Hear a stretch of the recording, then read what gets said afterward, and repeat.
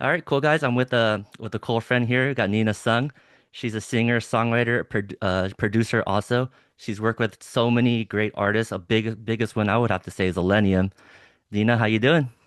I'm good, Polly. How are you? I'm doing great. Thank you so much for being on here. I really want more females on this podcast, and I'm glad we got to connect and be here and get to do this.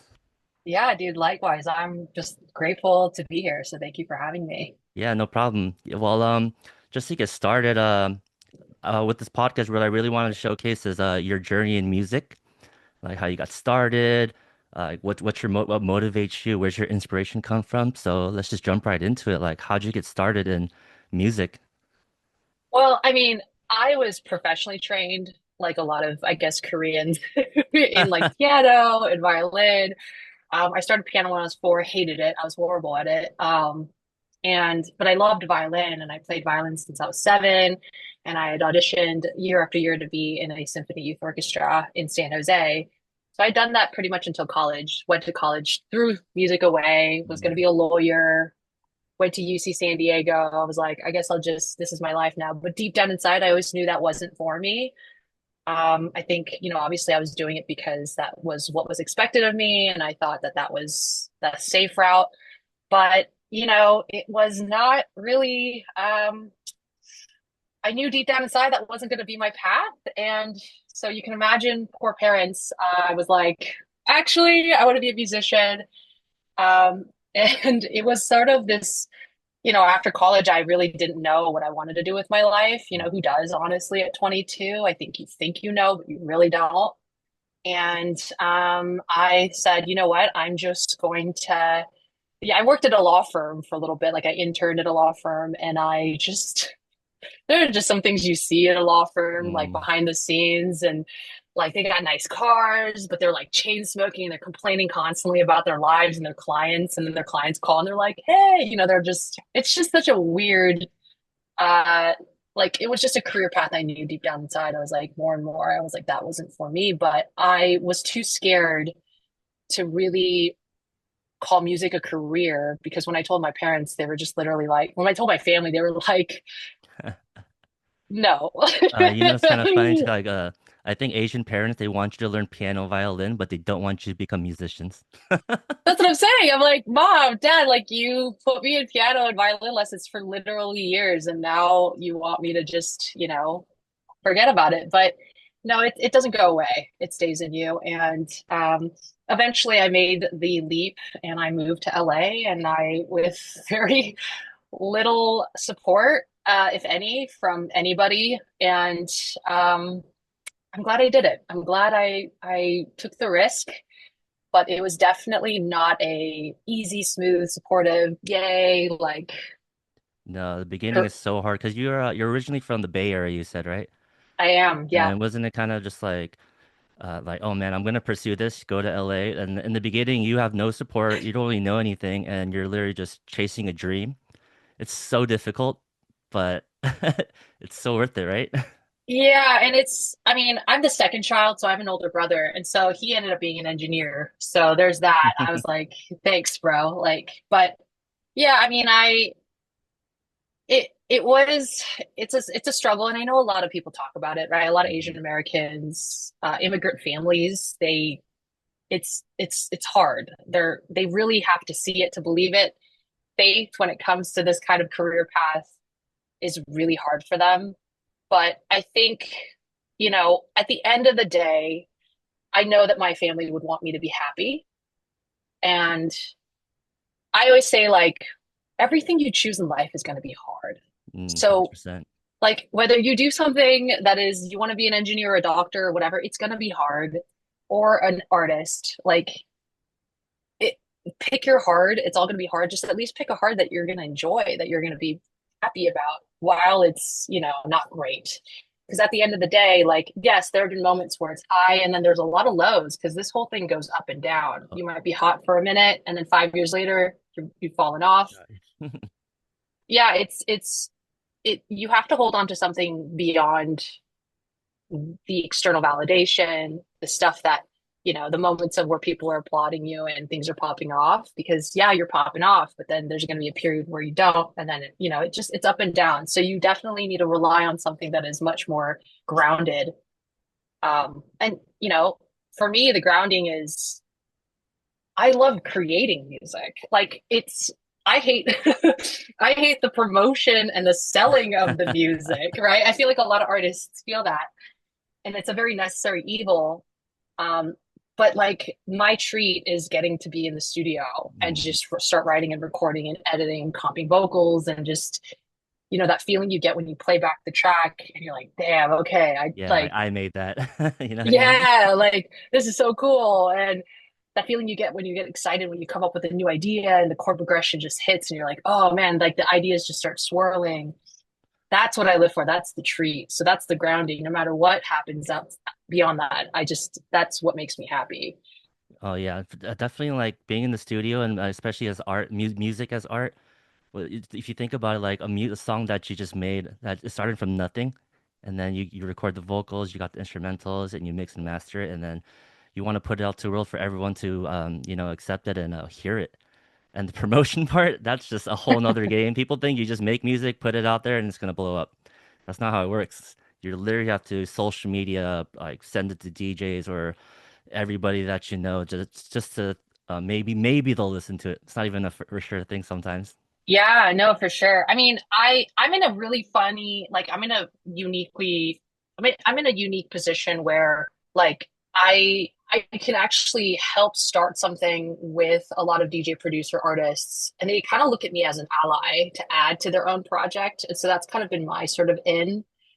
Um, Now recently I've obviously stepped out of that role, less and less of being a songwriter, a top liner, and more in or a vocalist and more into the role of being an artist Mm, because I realized that there's only one person who can really tell my story and what I've been through. I can't kind of hide behind another artist or DJ or producer.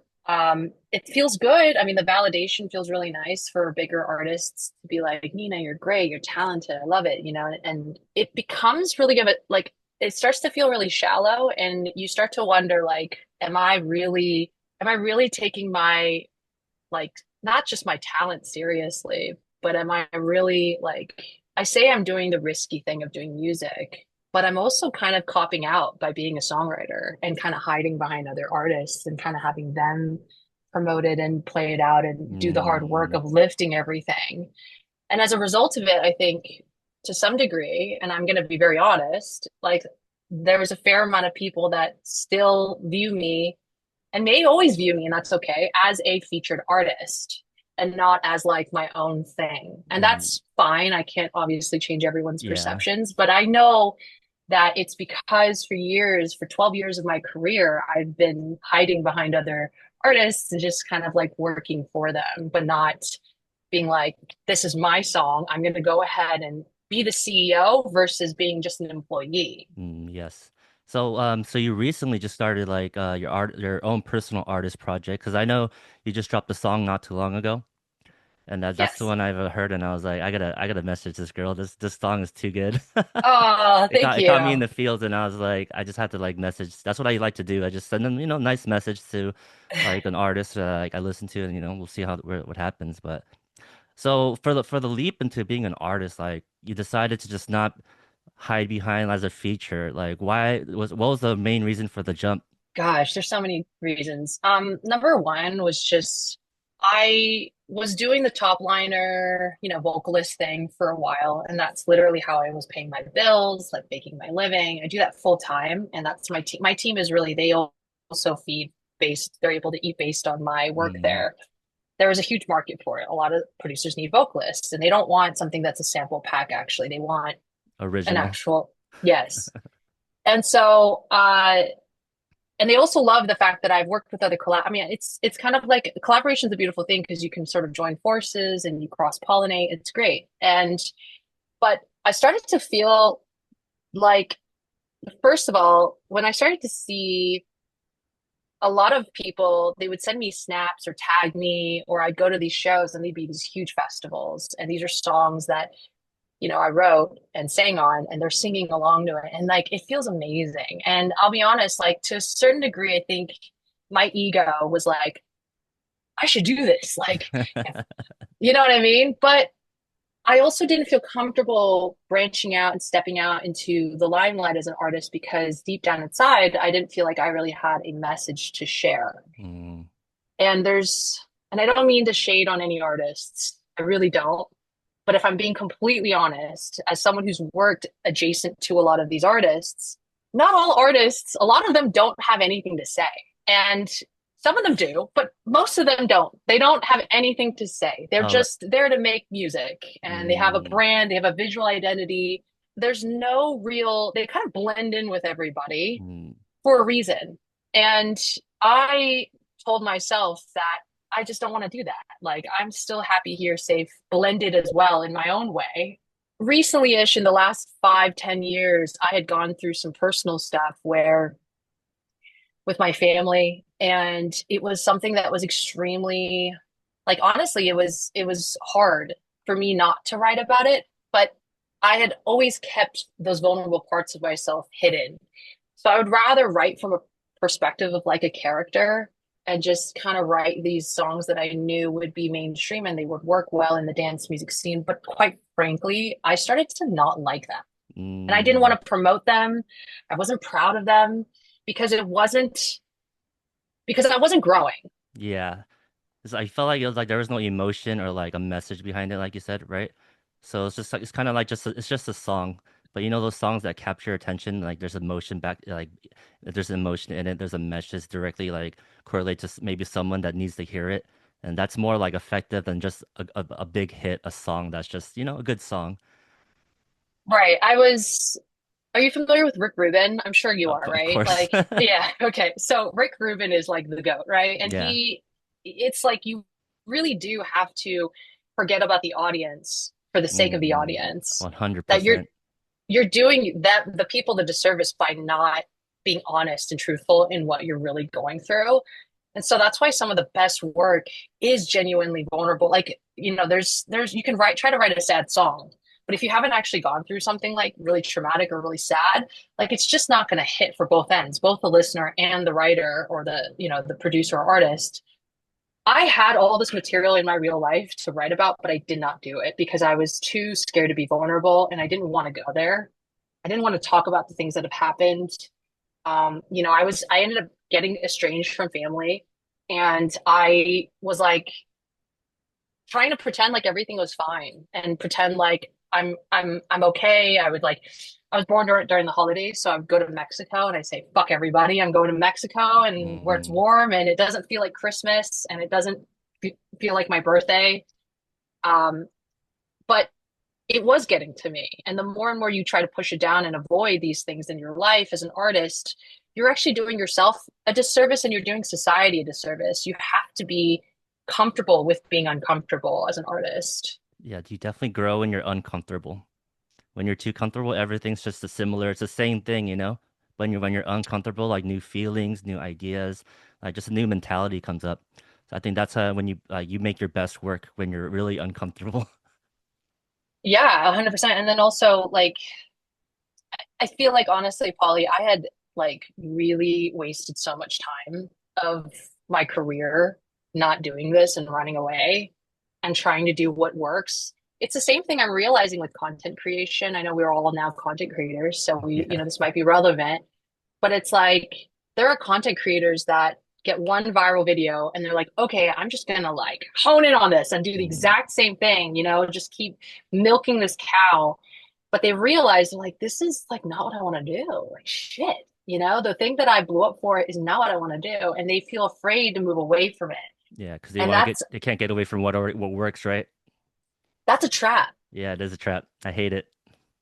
It is a trap. And I have a lot of respect for artists that walk away and say, you know what, fuck everything. I want to do this now. Like I admire Skrillex. I think he's an artist. I admire Porter. I think he's an artist. And as a songwriter for a lot of these artists, like I'm just going to tell you a telltale sign, not to like shade again, but like if an artist is not changing their sound, or they're changing their sound all over the place. It's because they have a ghost producer or they have someone else writing their music for them. Mm, There's a certain level of consistency that's happening with real artists that you'll see a progression, but then eventually you'll start to see that they shift. But not a quick like change. It's a gradual change, mm. but they do change. Some of them don't change, and that's sad because the world needs like you, the authentic you as an artist. But it's not my career, so I learned that lesson. Like now, I have to just be honest and kind of say, "F the numbers, F the public perception." You can't control it. Yeah, you definitely can't control it. I think that's where true art comes from. It's just from yourself. And the numbers look cool, it's nice to get a million plays or more, but if it doesn't come from the heart, then it's just not really art, it's just music. Yeah. It's in some way not, but I And there think, is a time and place for it. Like yeah, there absolutely is for like some party music and some, you know what I mean, just music you want to listen to. Like, but I don't know. I don't want to, for me as an artist, like that's not what I want to go into the ground and die, being known for, I think. mm. So I wanted to ask you this question because I do know a little bit about your story and like personal life a little bit from what you shared on social media. What kind of home did you grow up in, and how did it shape the way you see yourself today? Oof. Um, I would say that my life growing up it was, I think on the outside it looked pretty comfortable. I was born and raised in the Bay Area, born in Palo Alto, raised in Mhm. San Jose. I had all the material things that were afforded to me and given to me. So I'm very grateful for that. I would say, though, emotionally, mentally, psychologically, it was quite honestly kind of like being in a war zone. And I have a song actually coming out that talks about this, that it was very much like growing up, being born into a war zone and feeling very much like I had to choose, be very careful with what I say, how I act, what I do, so that I don't upset anybody. And so, in many ways, I was very much like taught subconsciously or programmed to be always thinking, what does this person want? Like, what is this version of me do they want so that I can appease them and not piss them off or cause a very bad reaction? Super strict But parents, huh?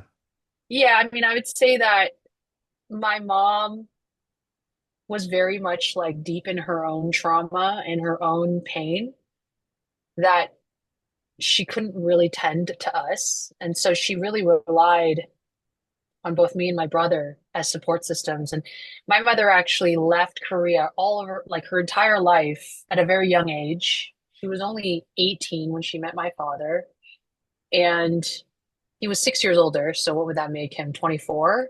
God, that's so young. That's so young. To imagine getting married at 20, that's crazy. Anyway, she they left Korea and they moved to the States when my mom was maybe 19, 20 years old, my dad being 25, 26. And my mom had me when she was 30 and then she had my brother when she was 25. And it's just she didn't speak the language. She had to navigate life in that way alone. And my father wasn't exactly the most faithful man.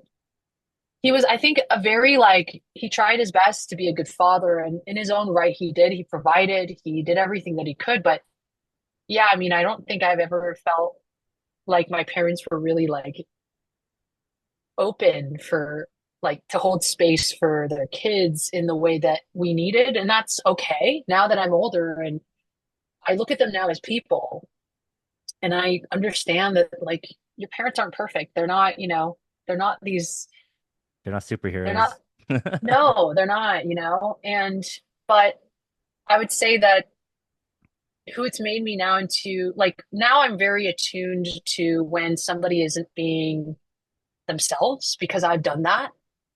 Like I can tell when someone's kind of putting on a show or telling me, like giving me lip service essentially, because I've done that. I've had to do Mhm. that to survive and be hyper vigilant in my own household that now I can kind of pick it up from people. So now I'm in a position now as a person and as an artist, I value truth more than anything because I've been in a place where truth was not rewarded. It was like, almost punished. Mm, You couldn't really say what you honestly did, like felt. And if you did, you're like, come here, yeah. but yeah, I would say that's kind of how it's shaped me as a person. I've had friends in the past where they're a little rough on the edges, but I know I can trust them because they're being real with me. Mm, They're telling me if there's shit on my face. They're telling me if I've fallen off. They're telling me if a song I did was kind of like that's okay. I value that more than someone who's just going to be like giving me like, yes, yes, yeah, the yes. yes man. Yeah, and I think that's where a lot of I mean, anywhere you are in the world, like you want to have people in your corner that are willing to just keep it straight with Yeah. you. I think you definitely need people like that where just tell you the truth. I think that everyone needs to hear the truth sometimes. And if you're Yeah. just fed lies all the time, then like, oh, you're such a great producer. You're told that by everybody, and you're gonna believe it, obviously. But maybe you're not. You need people to humble you and just tell you the truth, like, in a nice way, obviously. It can be like, hey, Nina, that song it doesn't really hit. I don't think it really hits that well, or something. Or just being Yeah. honest. You need honest people around you. That's the main thing. Yeah, because to me, that's a version of love that I never got, right? Mm. That I was never able allowed to give.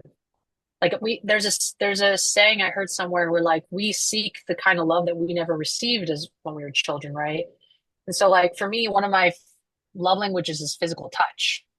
And it sounds kind of sad, but like, we didn't really get hugs and like, kisses and stuff Not like not in a that. Korean household, even No. for me too. My dad and my mom, like they emigrated here, straight to work, just started working, provide for the family, make sure there's Right. food on the table, and make sure I have clothes on my back, make sure I'm able to go to school. But I think it's just Korean culture where like especially the dad just like cold face, like no, no, I love you. I can't get a hug from him. But definitely the mothers Yeah. are more loving and I are trying to they're more emotionally sometimes. So that's just the Korean house. I don't know. I don't know if it's like every Korean, but it just seems like it because I feel like it's very similar in the Korean household.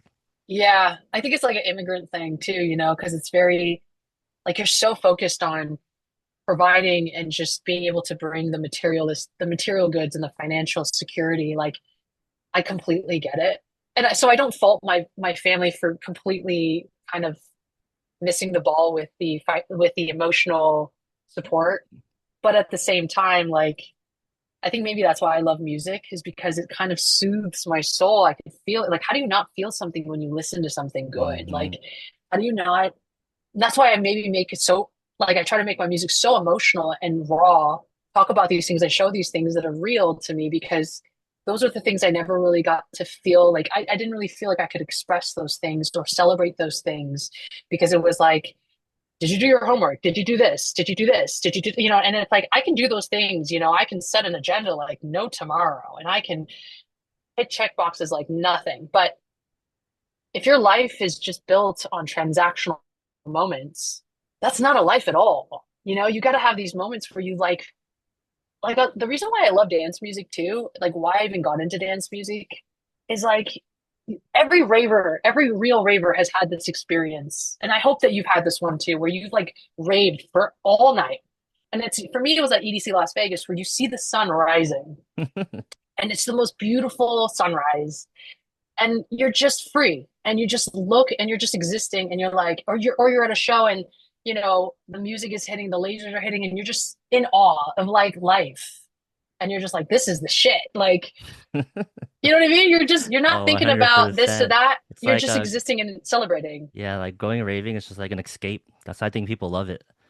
You just go like Yeah, EDC Las Vegas, there's all these cool like costumes, there's people like there's pluriculture. Like I love yeah, house music. Like you just go out and it's just escape from everything. Like maybe you have yeah, a crappy job or something, but those 3 days at EDC, you're just free. You're alive. You can enjoy music, meet cool people, and just kind of do whatever you want to do. I think that's a yeah, big thing about a lot of people that start going raving. They understand, they get that feeling of yeah, freedom.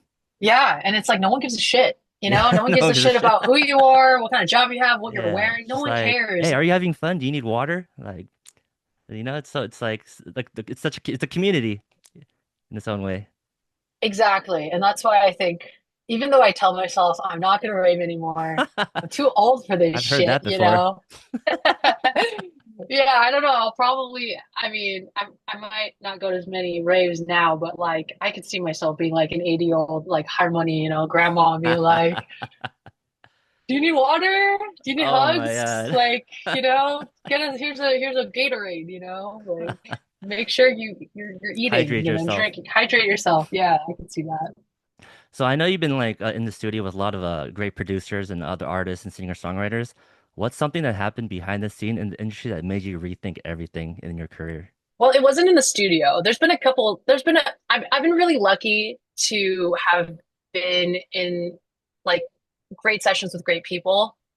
But I mean, inevitably you're going to run into a couple bad apples, I would say. There's been situations where people will point blank look at me and say, "Oh, we need another clarity. We need a clarity." And I'm like, "What are you talking That's about? Like, are impossible. you serious?" Well, yeah, because I'm not Matthew Coma. Yeah. Like, you're asking me, you know what I mean? You're asking the wrong person. Those people are no longer around, thank God. I mean, I already knew that. And I would say that I've gotten really good in my career now to, if I see red flags in a collaborator, I actually have no qualms just saying, let's pull it. I don't want Mm, this song out because, and I don't mean to get woo woo, yeah. but music is kind of a spiritual thing. And you have to think of collaboration as you getting in bed with that person on a, with their energy and what they're about and why they're doing something. The end result may not be great if what they're trying to get at and what they're trying to do in the world is different, vastly different from what you're trying to do as a creative. So even if it's two totally different genres, like Jay-Z and Linkin Park, if they have the same reason, the same goal, like it could still the song baby as I like to call it could be beautiful and amazing and so cool and just what the world needs. I don't Yeah. want it. I don't want music at all. Like I don't want this at all. I'd rather go work a 9 to 5. And I went to college. Like I was like, I could go. I went to a great college. I can just go and get a job. You know what I mean? Rather than sell my soul. And so I'm glad I held my guns, like kept my guns and didn't, because honestly, I don't even know if that would have even brought anything to my You career. don't really know, right? Yeah, and Uh, I don't care honestly Yeah, I'm because glad you I'm did it. much. Yeah, no, me neither. But yeah, I mean, if I'm being honest, there are lots of situations like that where you're like, the lines are very blurred, Hmm. and you do not like it might. It's a very complicated situation for a woman, and for some it's like very easy. For some, it's not. It's like, because if you really, really want it, I could see where you can get kind of like scared, but I also feel like the proper way of keeping, like, staying true to your values is the way. Yeah, And I'm glad I 100%. I did that. So My friend said she said it pretty funny. She was like, collaborating is like dating. Like you have to find the right person, the right fit, the right ideas, and the same vision. You know what I mean? yeah, it is. That's what I mean by like going to bed kind of with that person to create a song together. You're mixing your energy with them. And so, yeah, you definitely want to be careful. And I'm also now very, very careful with who I Mm. work with. I don't just jump into bed with anybody. Yeah, you definitely got to watch out and just, like just catch someone's vibe, you'll know someone's like how they are like the first time you meet them, maybe. And then but after hanging out more, then you just see like maybe their real intentions and all that. So I think the biggest thing is just keep your eyes open, put your guard up a little bit. And if it seems right, then you'll know when it seems right and feels right to you. And then you'll collab or go for it and whatever it is.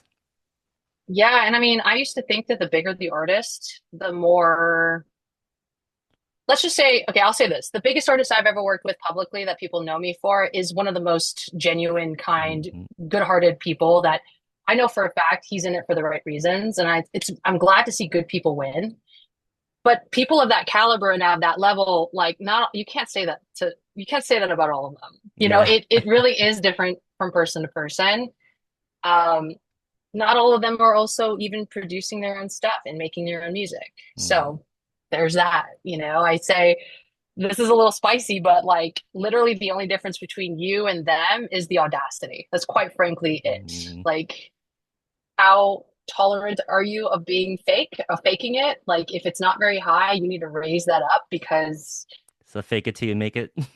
Yeah, like if you don't have tolerance for it, you're like, no, I'm never gonna do that, and I'm not gonna market my thing, and I'm not gonna make fake like cringy content. Like that's fine, but you're not gonna. That's fine. You could stay true, but this can be a little spicy. But like that might hold you back a little bit. You Yeah, know, you definitely. need to have the audacity.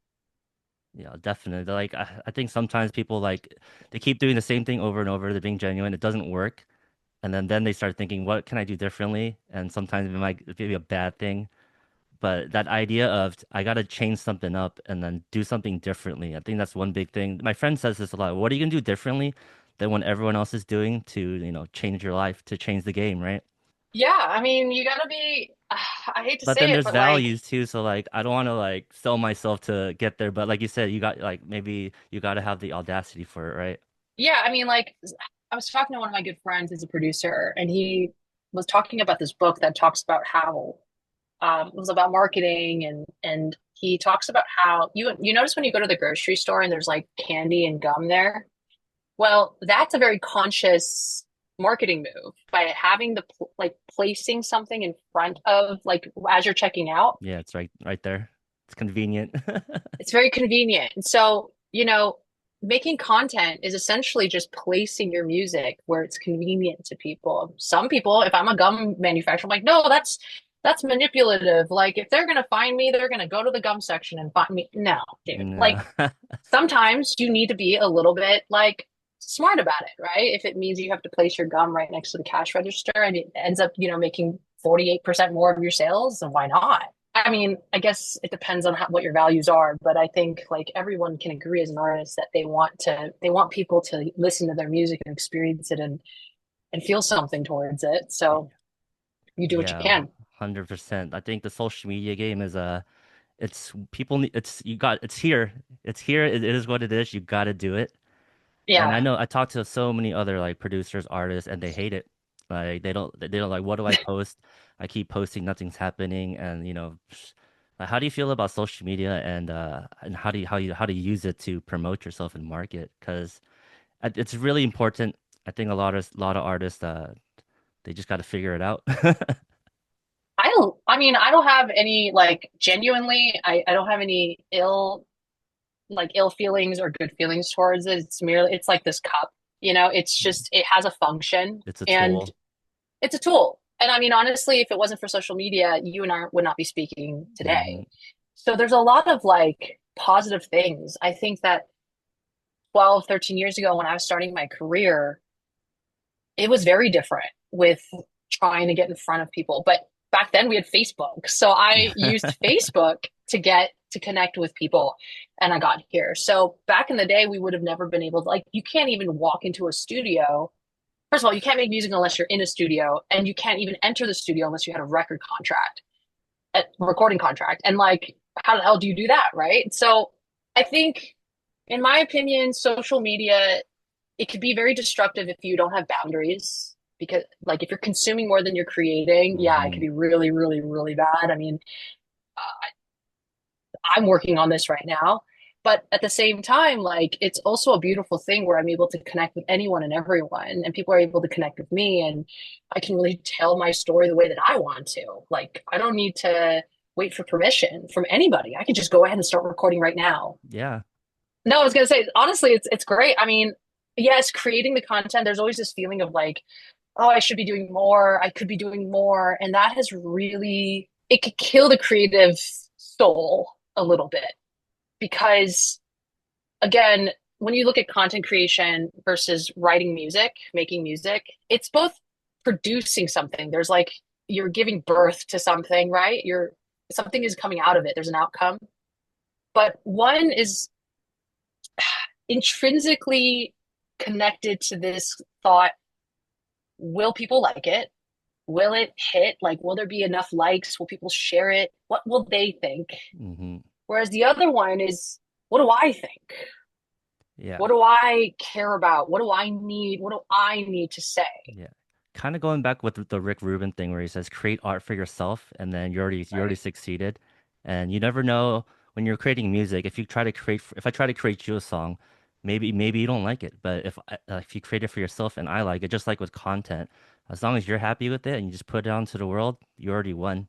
Yeah, I mean, honestly, I think the reason why people get frustrated with content creation is because they've put in so much effort for other people, and then it's like nobody sees it, and Yeah, they're it's like, like, oh my God, "What will the they like heck?" it? How many likes will I get? But let's say you get no engagement, you're like, oh man, I suck. But that's not true. It's just the way that people perceive social media, right? Like those likes, follows, and all that. The numbers, they're looking at the numbers more than anything else, which is important.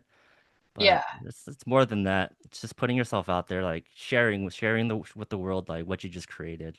exactly. And being consistent, I mean, that is number one. I mean, that's the easiest. I mean, I was actually talking to a producer who like had a huge viral song like a couple years ago, and it like blew up on TikTok. He was telling me that he was releasing a song with this artist every single week One a for week. 30, every single week. So they would make a song and they would release it. Shout out Franco if you're watching this. But Franco was telling me that he and I are working together now, but he was literally like, we released a song every single Sunday for literally 31 weeks.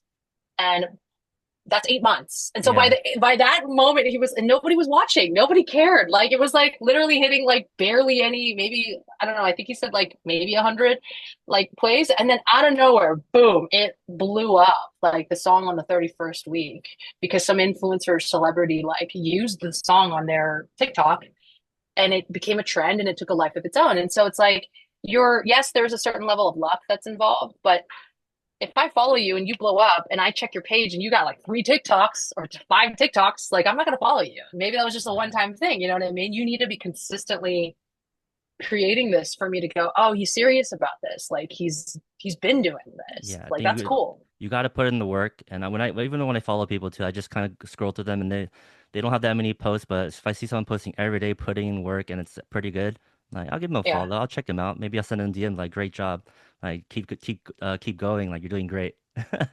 Yeah. I do want to say one thing.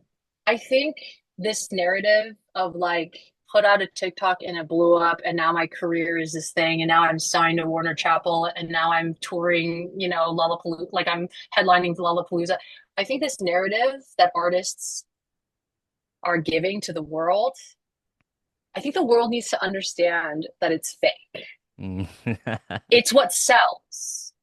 And I just want to be the one artist, one of few. I don't know if there are any other artists that are just spelling this myth, but it's a myth. It's what artists get media training all the time.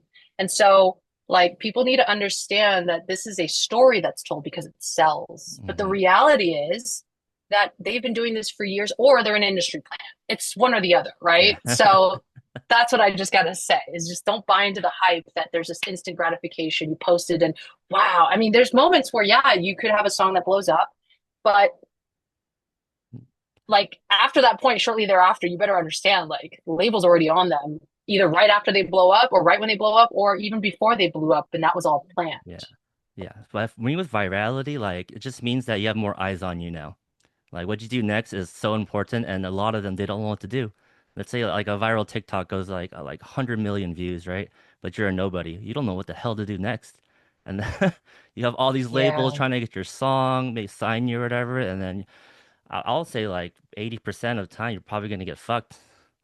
Yeah. Yeah. I mean, you definitely, I mean, there's a reason why I personally have chosen not the label route with my solo stuff. I've had opportunities where labels will literally, I have actually a few that are like, oh, can we sign it? And they haven't even really heard it yet. But I was like, I told my manager and I were kind of talking about what we're gonna do about these songs, and we both agreed that we're not gonna go with the label route. I want to be able to own the master. Hmm. Um, I mean, that's not to say later on in the future, who knows, but I think ownership is so important. It's especially when labels nowadays, if they're not really pulling in their weight, especially, I mean, why should they? Because I haven't proven myself yet, too. It goes Exactly. both ways, right? I Yeah. haven't proven myself, so how could they be like, yeah, here's all this money, like we'll give you, a fair chance, It's not really a fair chance because I haven't really proven myself. So it right now the plan for me has always been to just be consistent. I'm releasing like every single anywhere between 4 to 8 weeks. I'm having one release. It's a little longer than I want. If ideally I'd be releasing literally every 2 to 3 weeks, but because I'm shooting video, Mm, and I really want to like tell my story in a visual way as well, and it relies on other people. That's why it's taking longer, but I'm doing it very consistently so that I can build my momentum and kind of catch people along the way that know me beyond than just the EDM stuff. So, I mean, I have the EDM project. I have another project that is just for the vocalist writing stuff now called Gilead, which is kind of an interesting name. But I promise it was before that show, Handmaid's Tale. But you know that there's that project, but then there's also Nina Sung, and I felt like it was appropriate for me to use the Nina Sung name because it's my story. yeah. I think what you said perfect where like you have to prove yourself, especially like even for me, like I haven't really done anything yet. I'm just keep going, making music, posting on social media. Like I still have to prove to like labels and stuff that I can actually do this. And label it's a business. It's a business. So Yeah. they're not gonna invest all this money into you thinking that you can't do anything. So if you prove it to them and show them you can do it, then maybe you'll get some people knocking on your door, send you a DM and stuff. But I totally agree with you where you got to prove yourself. No one's gonna give you a shot for just because just no one's gonna give you a shot. You have to prove it. Yeah, and I mean, I look at the labels as really just like a well-connected bank, right? That's what I look at it Mhm. as. And also, you know, they look at you like you're just a stock. So they invest in you and then they see if it goes up, let's see. But if not, they then sell. They pull out and they go, never mind, we're gonna go to this other stock, right? You're Mhm. just a racehorse in their race. They're betting on you, Yeah, yeah, you yeah. know? Exactly. But at the end of the day, just because you're signed to a label, you know, doesn't mean anything. Like it's you've now bought yourself a ticket to the race. So get ready. Hmm. You know, it's not like, okay, now I can just like, you Nope. know, rest on That's my when the hard work laurels. begins, or more That's work. when it becomes, yeah, that's You know when what it I becomes mean? really, really hard. And I know a couple friends who have signed deals with big labels and they're stuck. Oh, you mean like Uh, shelved or there's I mean I said, they're just like stuck with that label with the contract and all that. yeah, I mean, honestly, the contract is not good, you know, Mm. and a lot of times, thank God I have my manager who's very like unapologetic. She's like, she has no shame, and I love her for it. But she comes in and she goes, "No, we're not going to do like she."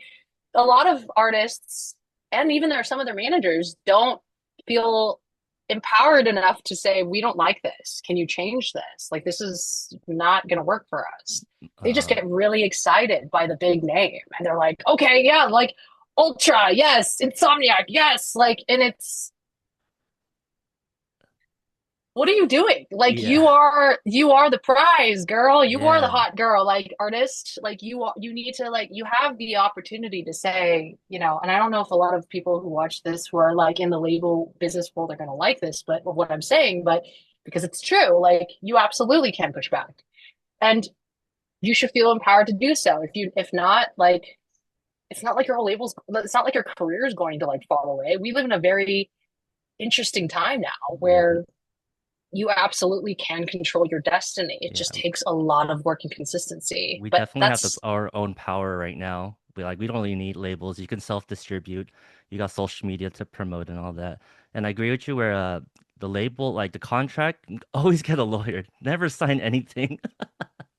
Always get a lawyer, yeah. reread it. You can always negotiate. It's like not a fact. It's not a like a hard set in stone until you sign it, but you can always negotiate. But you're right. People get like so happy, excited, like, oh my God, like Insomniac wants to sign me, but they're gonna owe me for 10 years. I owe them 5 albums. Like if you don't fulfill that contract, then you're fucked. Yeah. I mean, I mean, there are situations where like, like a lot of people argue for Insomniac because, hey, if you're a DJ, you get to play these shows. Hmm. Yeah, you have a shit deal on the actual release, but I get to play these shows, and that's kind of like the give and take. And so that's really up to you as an artist to figure out. Yes. Obviously, I'm in a very uniquely like I'm in a very good weird situation. I'm in a privileged position being adjacent to all this. Mm. Like I'm part of it, obviously. I'm part of like the actual splits and the publishing and even like part of the master like side of the because I, you know, wrote the song. Yeah. But I'm, you know, it's kind of different for me because I'm not a DJ, so I don't need to like be like my me and my team don't have to be like, yes, please, thank you for that deal. No, we can be like, no, this is not a good deal. Like Yeah. we don't even get it. We're not even playing live then. Then at least give something, you know what I mean? There's like at least giving us an advance, something.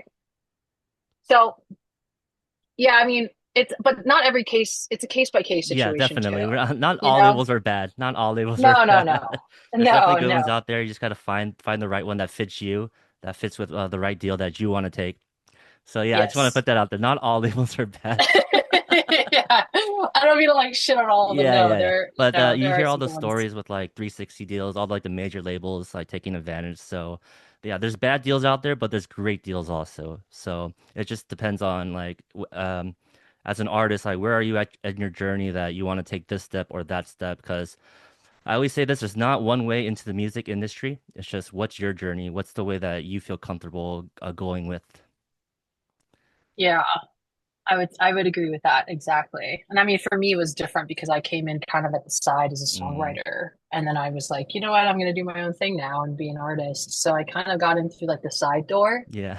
a little bit, I guess. But I feel very lucky that I'm in the position that I'm in because I also I'm very proud to call a lot of these collaborators my friends. Hmm. So I get to hear them. We get to kind of commiserate together about everything, Yeah. So it's always been a very positive experience working with other artists. Yeah. Typically, I find that I get a little burnt out when I talk to more like when I talk about music business stuff because it gets very, It's all numbers. yeah, yeah, it's And not, it's, how many streams is the first week and all that stuff. yeah, like how are the What's the socials percentage? doing? How And many points? I'm like, yeah, my advice for anyone who's creative is to just don't listen to any of that. Like you're going to, I think the numbers and the business side of things will kill more creatives and creative ideas into the like in the world than anything else because it's overwhelming, and it teaches you to be afraid of Mm, your own like ideas and you taking afraid of taking risks. And if I had one message to the world through my music or just who I am as a person, it's this: just don't be afraid of yourself and of the of like of putting yourself out there and sharing your story. Please don't, because the world has enough fear. The world has so much fear right now. And we need to really flip the script and we need to promote the other side because there is another side. I don't mean to be like, yay, toxic positivity, but yeah. like, It's just facts. It's 100% truth. yeah, I mean, at one point I had to like delete TikTok because it was so like doom and gloom. Doom Like scrolling. I was like, the world is ending. We're all gonna die. And maybe, but like I would like to not, if the world is gonna explode tomorrow, I would like to not be in fear of it. I'd rather be like, doing something I love and being blissfully unaware, maybe. I don't know. Mm. I 100% agree with you on that. You know what I Uh, mean? Just having a blast, like yeah, just living my life a yeah. little bit. If So, and as a singer-songwriter, like, what is your process going into the studio and like starting a song? um, so typically, like, you want me to get technical with it, or do you want me to just kind of like high level, so I don't bore everybody? Yeah, just anything, like however you want to say it, or however you want to like portray it. So nowadays, I would say that when I have some free time, which is so funny to say because it should be my main thing, but right now, when I have free time, my treat is that I get to just write melodies, write top lines, write songs. Typically, all I start with is a chord progression, vocals, then the beat. I mean, that's really all it is if I were to make it super simple. Mm, It's what is Alicia Keys says, you got three chords, then you got a song. And I think that's absolutely true. Like, uh, I'm not one of those people who like will spend all day like trying to figure out what the best like snare or hi-hat is. I literally will, find a chord progression, typically around my own key. Or if I'm writing for another artist or like vocalist, then it's like their key, right? Because I want to make sure if I'm designing something for them, it needs to fit them, like they fit comfortably in it. Um, and then you write the vocal and you like arrange it out after the fact. Sometimes the arrangement can be the last thing, right? Because you're not really, I focus on the arrangement towards the end, but what I really mainly focus on is the hook and the melody. That is the Mm, main thing. If you don't have a hook, you have nothing. If you don't have a melody that sticks, you have nothing. So I always say that if a kid can be able to repeat what that melody was within listening to it once, maybe twice, then you've got a hook. You're good. Then move on. Um, it took me years to really figure out though what how to like identify what a melody, where that melody should sit in the arrangement, like whether one's a hook or a pre versus a verse. Um, but that comes with experience. And that just comes with writing hundreds and hundreds and hundreds yeah. of songs, which I think I have written at this point. Like I know I've released maybe about, 100 at this point, but like I've obviously written and made way more. Yeah, that's all those songs So that you written that hasn't really gone out there, but I'm pretty sure you have a lot in the bank. I do. Yeah. And some of them will never see the light of day. But I try to use whatever I do have, even if it's just like a part of that like song, I will try to like piece it into something. Oh, definitely. Like I have a bunch of Yeah, like old projects I'll go back to and be like, wow, that was pretty cool. I'm just gonna steal that one part for this new song. exactly. And then Yeah. even like for what I see it with making music is keep it simple. Yeah. Keep it simple. Like you said, chord, beat, melody, you got a hook and arrange it out like how, whatever like the vibe is. I'm all about the vibe with the music. I don't even think about like, is this gonna like be a hit or not? I'm just like, how does it make me feel? Exactly. So Yeah. like, I mean, as a producer, you listen to it over and over and you're just like, how does it make me feel? It's like, is the build up leading to something amazing? How in the drop hits, like it makes me feel good? Then, don't get too technical, like, oh my God, it needs like 100 boost here. It's too high in 20 oh, hertz. yeah, no, I mean, you definitely want to be like a child when you're writing, and then you have time to clean it up right after. So, like, Oh, it's kind sometimes of I like want to what you told me. You splice. said write like a child, edit like a pro or something? I took it from Tyler the Creator, Yeah, so there I it can't is. take credit, but it was he said, yeah, create like a child and edit like a scientist, I believe Uh, is what he said.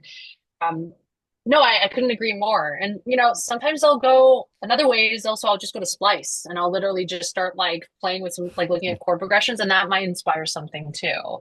yeah, So that's what I've been doing too for Splice users. Like you don't gotta drag it in and just use that. I literally have it on Splice Bridge and like start an idea. Like, yeah, wow, this is kind of cool, and then like copy the melody and just edit, edit, edit, edit. yeah, no, for sure. Let's go into one of these questions. When did you realize your voice wasn't just for making music? It was for telling the truth? I think there's a very big difference between being a talent and being an artist. Talent is like, yeah, you're good at singing. Yeah, you're good at mixing. Yeah, you're good at this. But an artist, and I heard this before, an artist is you look at an artist and go, I want to be like them. And there's a difference. And I would say that for me, I liked singing since I was young. I did have a little bit of struggles when I was younger because I definitely felt like my voice was different. I have a lower voice. I've always wondered why I never was gifted with like a more feminine, beautiful, like sweet voice.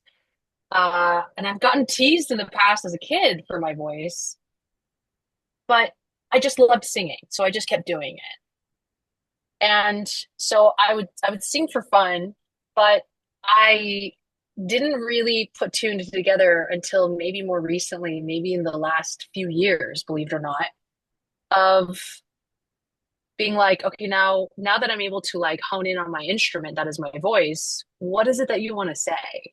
Hmm, Like, what's the why are you message? doing this? Uh, Yeah, like, and there's a lot of artists out there that may not be very like good at singing. They might not be the best singer out there, but they've got something to say.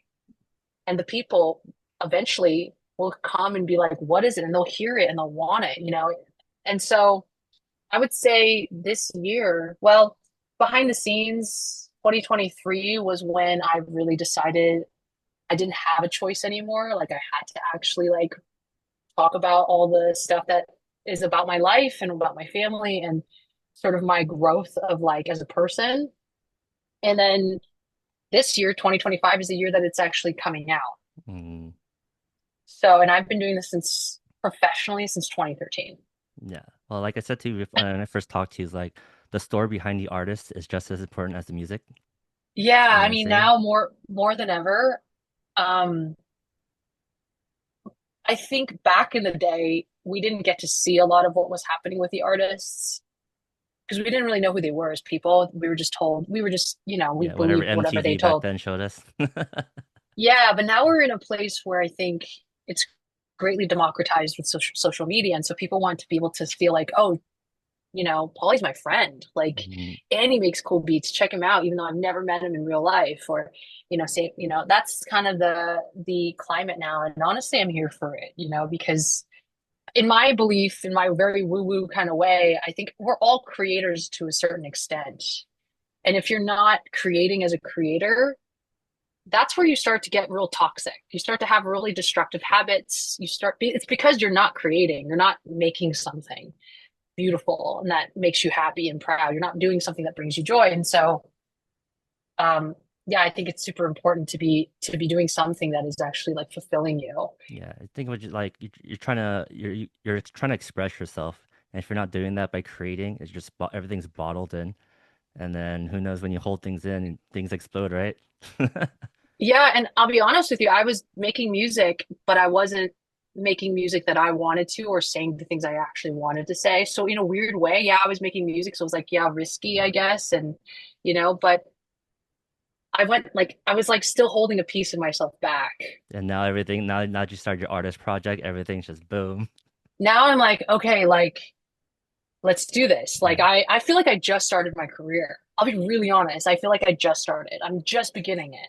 Yeah, but you're starting your own personal journey now since like you're becoming your own artist and your own music that you're putting out. So it's definitely like a beginning to a new journey, Yes, right? 100%. Yeah, I'm so happy for you. I'm so happy that you're Oh, thank starting to do that you. because I don't know, like I don't really produce for people. I just do make my own music. I do like having like artists like to work with, which is I'm still figuring out like how to go about that. But just the fact of creating my own music and putting it out there, it just feels really good. Yeah. And like I like it. I hope other people like it. But it's and then I get into the business side, kind of which is kind of toxic. I'm like, how do I market this? How do I put it on social media? Like, how many numbers can I get to prove myself? Which is Dude, toxic, obviously, but it's part of the business. It's part of what you kind of need to have to do. But it's you got to learn a little bit of music business to understand some things. Like, yeah, you can just create art and put it out there and all that. But I think learning a little bit about the business is very important just so you like understand like what other let's say like music business people were talking about so you're just not lost in the dark. yeah, I think that's also why it's really important as musicians for us to have community so that we can talk. There's a lot of group chats that I'm a part of or that I'm like talking to my friends and I'm like, is this normal? Like, and we talk in quiet circles about like what a normal deal. I mean, thankfully I have my manager Mhm. who's able to tell me what is normal, what isn't normal. And I hope that when you start to, you've put in the hours and you've put in the reps and you start to get attention, that you do have somebody in your corner that really is looking out for you and is able to tell you like, yo, don't do this. This is not a good idea. Or, you know, it's 50-50. Like definitely don't be siloed and isolated because that's a really dangerous place because, you know, it's really easy to take advantage of somebody, It's true. anybody, when they're by themselves and they're not communicating and having this community. So that's why I think it's great that you're doing this, that you're talking to all these other artists, you're picking their brain when it comes to what is normal, what kind of deals or stories that they've been through. Because yeah, we have to have each other. I was actually at a content camp in LA a couple weeks back, and they're part of. Do you know No Labels Necessary? They're like an Yeah, I know account. what that is. So they invited me out to this content camp in LA for a weekend, and Corey, he's one of the guys, one of the founders for that account, and he was like, he made a really good point. He's like, influencers and content creators, they collaborate all the time. They're in each other's videos, they're in each other's content all the time. He's like, I don't know why musicians never do that. They just think that they have to be in their own little like hole in their house. They never leave the house. Like they never collaborate on content. They should though. And I was like, dude, you're so right. Like, I don't know why we don't, but we absolutely have to be talking to each other. No, definitely. I agree with you. Community is everything. You got like you're blessed to have a great team. You have a great manager. I think anyone who's like has something to manage and like they need a great team. That's like number one. And even with community of like producers, singers, the EDM community, like you need people in your corner helping you. And I want to say this where if you're feeling trouble, don't be ashamed to reach out. That's what I thought earlier when I first started, but every time I reach out, like they're always willing to help. Like Mhm. help you out if you're having trouble with your mix or like there's a what you call it like a deal on the table like go like run it by somebody. Don't do it all by yourself. You don't have to do it all by yourself. There's people out there to Yes. help you. But I think finding that community is really tough. The right I think community also, I'll say this, my manager, for example, like my actual team, it took years to find the right person. right? I've had other managers in the past. I would say if you're in a situation where you want to find somebody like a good manager, a part of your team, don't rush into that decision. Yeah. Like really, like I know there's people who think that once they get the right manager or they have the right whatever, that suddenly, They're gonna everything will blow up and get happen. everything. That's not true. Yeah, I got it. I made it. It's like, no, now you've got more people. There's so much more pressure now. And Mm, so I can't, even me wanting to do this album about my family and then the EPs after, like all these songs, the solo stuff. It wasn't like, I'll be honest, it wasn't like my manager was like, yes. Like she was supportive. She was mhm. like, okay. But she kept calling it a passion project. And I know at the end of the day, Yeah. yeah, it kind of is a passion project. But to me, that was actually, this is the point. This is the main entree. This is not a, hey, Like a bonus side thing. meal. Like No, yeah, this is the point. And we had a heart to heart moment where I was like, Natasha, if I don't do this, I'm fucking quitting music. I'm mm, basically done. You can count me out. Like I will disappear. mm. I mean, that's a little dramatic. Yeah, I'm yeah. Korean though, I get we're the point dramatic. though. Yeah. Yeah. But it was a come to Jesus moment, I think, for both of us, where she understood that this was very, very important to me Mm, in terms of the longevity of me as an artist, as a creative. And so, and I promised her though, I was like, I'm still gonna do this other stuff. I'm still gonna be, you can pitch out the catalog. I'll still be writing top lines left and right because it's easy. I can do it in a day, literally. Write, yeah. record, done, day. So she saw that I could successfully do both, and that was it. But yeah, I would say don't rush into that situation and don't break up with them as soon. I mean, give them a shot. It's like any other relationship. If there's conflict, you have to communicate. You can't just like brush it under the rug and hope that You'll get they'll just better. get it. Yeah. Yeah, me and my manager, we had our ups and downs, you know what I mean? But I think we're better for it now. I've definitely had moments where I was like, man, I really don't want to talk about this. This is a really hard conversation. We've had so many of these hard conversations, but just know that like the managers that say, "Oh, I'm so and so connected with this and this and this, and I can do this for you." Red Be flag. very be. I don't want to say it's a red flag, but just be careful because the Yeah. right manager, you kind of have to trust that the right manager isn't going to have to feel like they need to sell you. It's usually going to be kind of organic. It's like dating. It's like literally Yeah. like, Exactly. the right, yeah, you can go on like Hinge and maybe be lucky, but Hmm. sometimes it's as simple as like, oh, my buddy knows somebody. That's how I got my manager, by the way. A Hmm. buddy of mine, a person I was working with, his manager was like, Nina, are you managed? I was like, nope, I'm fine. Like, and he was like, well, he was interested in maybe managing me with, then he introduced me to my now manager. So it was like actually through our Connections. network. Yeah. Yeah. It was kind of organic like that. Yeah, I think the best way is organically in anything. When it's forced, it just doesn't gel right sometimes, and you might have just wasted some time, but at least you tried.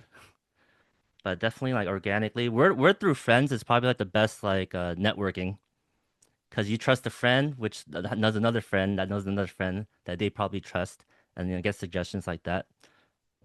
Exactly. Yeah. I mean, and you only get that if you put that out there, right? Like you kind You of have have to to put match it that out there. energy. And I'm a big believer that if I had met my manager any earlier in my career, it would have never worked. Timing's everything.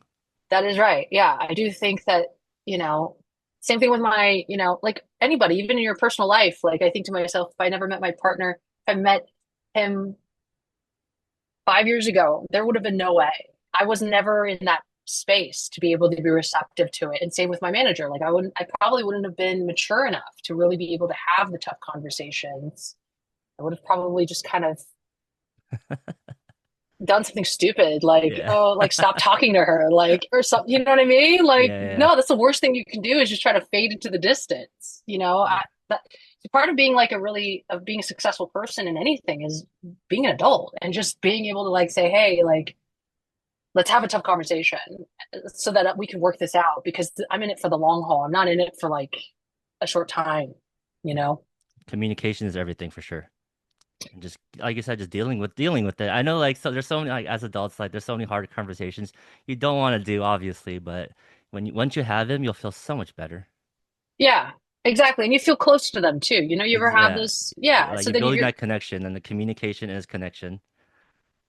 exactly. So, yeah, I mean, there's a lot of talented artists out there, but they just don't even have basic human communication skills. And I don't think they'll go very far. I mean, there's a lot of young artists out there, maybe, but they'll learn. I mean, either you'll have young artist will have somebody speaking on their behalf, and I don't know if that's a happy way to be for the artist. But yeah, you definitely want to learn those skills for yourself. I mean, look at Ross, right? He's doing everything by himself, like for the most part, still. And Yeah. you want to have more control and ownership of your career than not. Yeah, I think you don't want to put it in hands of somebody else, you know what I mean? Because you never know what's happening. But if you have control of everything, like networking, going out. My friend always says this, like, I'm like, oh, I'm just waiting for this one person to like save me. He's like, then what? No, you gotta take action for your own destiny. Don't put it in the hands of somebody else, because you never know. They might mess it up, fuck it up. But if you have control of your own life and your own destiny and your music career, then you have all the power.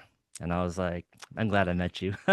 Yeah, no, my best friend's in a band, so not EDM at all. He's in a Mhm. band, and like he keeps talking about like, oh, I wish I had a manager. If Willie had a manager, I'm like, dude, You don't need like one really. Unless you have I, someone to I, manage, like if you have a lot of stuff like going on in your career, then of course a manager would be beneficial. I was like, you're basically getting a sixth, fifth, like another member of your band. And yeah, maybe, because his whole thing is like, well, some people we're not listening to each other. So we need one person to kind of like, Mm, and I was like, it doesn't always work like that either. You know what I'm saying? Like, don't expect a manager to just come in and like fix totally like, everything. yeah, like magically it all wave a wand and now suddenly, you're touring constantly. Like, that's not how it works. Yeah, I think a lot of people think that where, oh, once I get a manager, once I get an agent, like my career's gonna boom. Like you gotta have a career or something to boom it with, you know? You want to know something? Don't be ready for a manager or a booking agent unless you're ready for another person to be like, so how's your content? Did you do content today? Did you make content? Uh, How's your socials? Now you have other people to report to about your content because at the end of the day, guess what? They're not making your content. They're not yeah. promoting your song like you are. You know what I mean? Now you have That's other people. so funny. I keep telling my best friend, like, no, you don't want a manager because now I have a manager or other managers that are like, did you post this today or did you not? Did I miss this? I'm like, no, I didn't post it yet. Like, calm down. It's so crazy. It just goes to show that content is so important. Yeah. Even if you're signed to a label, they're gonna be like, Did why you aren't you post today? posting? What did you post yesterday? What are you gonna Yeah, post how are your tomorrow? numbers? How many views did you get? That's You so know? crazy to me. But it is, I mean, like I said, it's music business, it's part of the business. Like if you're in the music business wearing the suits, then it's all about the numbers, right? Yeah. Yeah. I mean, sometimes I don't want to say all of them are like that though. Some of them are in it for like the right reasons. I've come across quite a few that are like, okay, let's like they're patient. Because I think that's at the end of the day, like it's really easy to get impatient, especially with what we're being told on social media, this instant sort of like, oh, I blew up and now I'm Mhm. this. And it's like, that's not real. It's not And real. even if they say, oh, I just posted this and it blew up, like, it is real, it's because they were posting for 2 years before. And, this happened and nobody was paying attention to them anyway. Yeah. But going So by are what you you said earlier, comfortable? be consistent. Yeah. Consistency in social media is everything. Because I posted 858 times in the past 3 years. Damn, Like I'm waiting for that one to just, blow up and then but at least I have this other content where it shows I put in the work. So that's true. And consistency, I understand consistency. It's hard, but you got to do it. yeah, I mean, and also like obviously improve on your music too, right? Because Oh if you yeah. don't even have good music, Oh man, we have then to say this. Good music is number one in anything. If you don't have good music and you post a million times, no one's gonna care. that's Maybe right. you'll find someone who cares about, whatever music you're making because there's an audience for everybody. There's 8 billion people in the world. Someone's gonna like it, but like good music is always number one. So I know, like, do you have any new things coming out or anything that you want to share with us? Any new projects or anything like a big coming up that you're excited about? Yes. Mm. So I mentioned that I'm releasing like every 4 to 8 weeks now consistently with a video. Just shot one part of the music video, another music video for the song called Legacy, which is about my father, Mm. just about my father. And it's cool. Like I'm really excited about this song because it's going to be a little bit more darker and grittier. Um, that's all I'm going to share. Also, I'm going to share that Las Vegas plays a role in this video and in the song as well. And it just so happens to be where I'm at. So it worked beautifully. And then after my album that is titled Minju, which is my Korean name, comes out. And it's going to be pretty much a waterfall of all the songs plus a few bonus in there, as well as some samples of actual like of my actual family. I've decided to incorporate actual like real life sample clips of my life in there.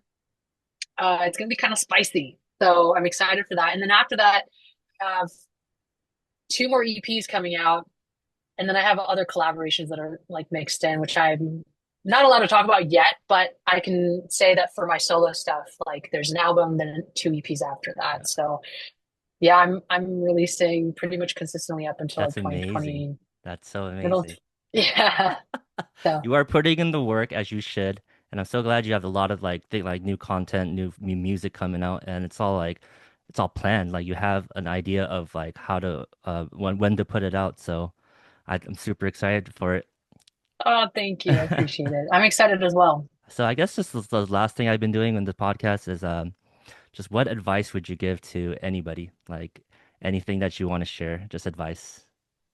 Life is really short. It's very short. It's shorter than you think, I think. And I know we hear that a lot and we know that maybe logically, but and I don't know if I can share this. I think it'll be okay. But recently I found out that someone in the family, not my family, but my partner's family, his sister just got diagnosed with cancer. Oh, I'm sorry. Thank you. I mean, it's been crazy because she's young, actually. She's not that old, and it really made me think. We don't have time. Like we just don't. You just don't know when you're gonna go. Mm. Whether you're an artist or a creative or whatever, if you want to be a anything in life, like you owe it to yourself and you owe it to the world to just try. And when you try it, don't do it with the expectation or the hope of it meaning something or, of it like somehow feeding some unmet love or unmet like needs that you had as a child. Like do it because you genuinely love doing it and that is the reward. And eventually, yeah, maybe the external validation on the numbers will come, but by then it won't even matter because the thing that you did is the point. And like I said, I hope whatever it is, I hope you find it. I hope you hold on to it and I hope you keep doing it because again, you really don't know. And I cannot urge this enough because I think it sometimes takes a tragedy in your life, like someone passing or the very likely chance of them passing. Like we all have a date, is what I'm Yeah. saying. Like we all are our days are numbered. We just don't know it. Some of us know and some of us don't. So figure out what that is, deep down inside and do it. Do that thing because the world needs more of it. The world needs enough, does not need more fear. It needs more people that are like vibrant with life and love and joy from doing the thing that they've always wanted to do. So please find that thing because it's not just for you, but it's for everybody else in the world because we need Oh man, that's so amazing. Thank you for sharing that. that. Yeah, of course. Yeah, Yeah. and I mean, it's been on my mind. So, because it's very relevant. It just happened, I think around EDC. So it's been about a month. mm, well, Nina, I thank you so much for being on this podcast and sharing your story and just sharing like your experiences. Like, I hope to do this in the future again, and we'll see how it Yes, happens. Just I mean, for I just sure. this is still new, so it's like you said, start something that you love and see where it takes you. Yeah, For no, the this is love of it. awesome. No, this is great. You're killing it, dude. You're being busy too. So I can't wait for this podcast to Yeah, grow into the thing that it will be. Like I'm excited to yeah. see the growth. All right, cool. Thank you so much. Of course, thank you.